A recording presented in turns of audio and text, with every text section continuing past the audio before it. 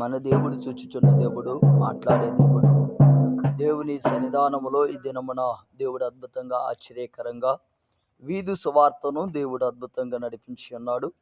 ఈ రాత్రి కాలములో కుటుంబంలో జరిగిస్తున్న ప్రార్థన దేవుడు అద్భుతంగా నడిపించులాగా అనేకులు ఈ స్థలానికి వచ్చి వారు దీవించబడి దీవెనకరంగా వెలుచున్నప్పుడు దేవుడు ఆశ్చర్యకరంగా వారి జీవితాల్లో అద్భుతాలు జరిగించులాగా.